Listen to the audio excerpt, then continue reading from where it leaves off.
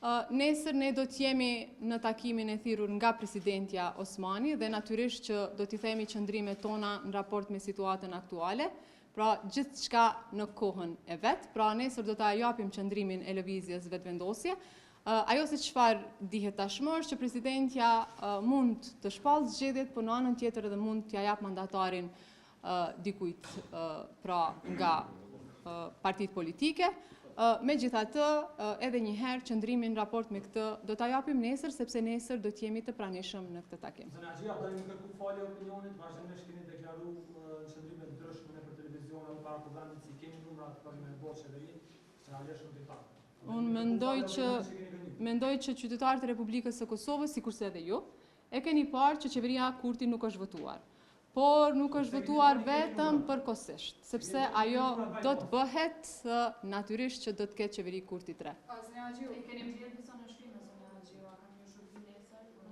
Nuk ka të bëj asgjë me mandatarin apo me ndonjë seancë tjetër, të paktën jo për momentin. Prandaj ne do t'ju njoftojmë sapo të kemi, si me thonë, ndonjë veprim raport me situatën aktuale. Nuk ka nënshkrime. Është konfirmuar që ka nënshkrime. Zonja Emilia Regjepi është thënë që janë të paktën 57 deri në momentin që unë në asnjë letër nuk kam vendosur nënshkrimin përveç se për të formuar grupet parlamentare. Sepse siç e dini, me ftesë të Kuvendit Republikës Kosovës, ne është dashur që t'i formojmë grupet parlamentare.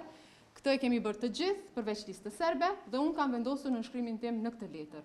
Me siguri, zonja Emilia Regjepi është referuar letrës së njëjtë. Pra, po rikthehem edhe një herë, nëse do të ketë ndonjë nënshkrim tjetër apo ndonjë veprim tjetër nga lëvizja vetvendosje, unë ju njoftoj. Deri tani, unë kam vendosur pra nënshkrimin për formimin e grupit parlamentar, sepse jam pjesë e grupit parlamentar të lëvizjes vetvendosje. Nuk e përkrahim një qeveri teknike, qytetarët e Republikës së Kosovës kanë vendosur.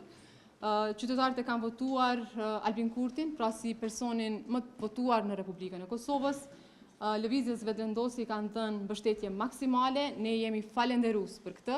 Prandaj, në qoftë se nuk do të ketë, si me thënë, numra, natyrisht që vendi duhet shkojë në zgjedhje të jashtëzakonshme, ndonse ju e dini që ne nuk e kemi dëshiruar këtë, por rrethanat politike na imponojnë. Faleminderit.